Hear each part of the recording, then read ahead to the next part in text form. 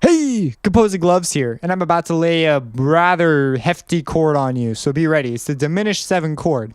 Why do there's a lot here, even more so, just because its application is a little more hidden, and not hidden, but it's just more complicated. I'm going to really quick change something. I'm going to go to helpers and change sound helpers. Scale highlighting. I'm going to change it from automatic just to black notes. Okay, so it's essentially the C major scale. So we're going to make a C major chord. So C, E, G, and now we are familiar with dominant, minor, and major 7s. We're on to diminished. So based on the other ways you make it, it's pretty simple. You simply lower the 3rd and the 5th. So you make a C diminished chord. This works for anything. So we'll make a C diminished.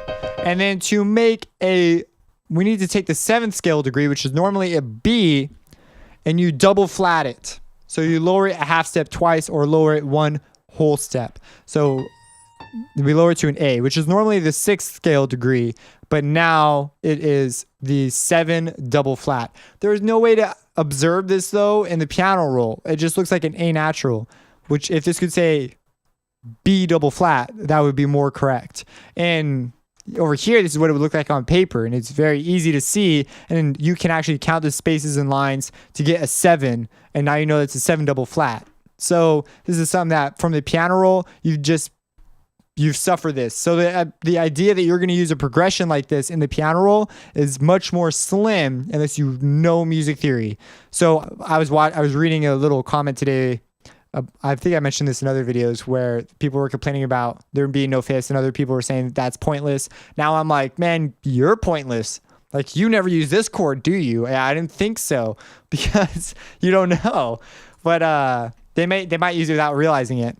So it's a double flat 7, and that's how you make a diminished 7 chord. Now, why do I say this is a hefty chord? Well, at first it doesn't sound that great, and it doesn't appear that useful, but it's super mega useful for a number of things. We talked about the properties of diminished chords in the dominant 7 video, where we said, hey, look at this. If we take a diminished chord and we add if we go down from our lower notes, so this is C diminished. If we go down a major 3rd, which would be A flat, which again, we're being duped by freaking sharps. We get that. We can now change keys. Well, hey, look at this. This is essentially 2 diminished chords on top of each other. So we have a diminished chord here, C diminished, and look at this. If we go up again, we have another diminished chord. We have E flat diminished. E flat diminished chord. Hey, that means we could apply this trick twice. This also means some other really weird things. Say we play a C, let's invert it. So, okay, let's say we pull our trick. We add the A flat down here. The A flat, not the A sharp. The A flat, which is a G sharp. What does this mean? Because it sounds really crunchy. Sort of a very unusual way to change keys, or just create an interesting progression to some other chord that would easily resolve this. For example, this, we could easily, this could pull to this.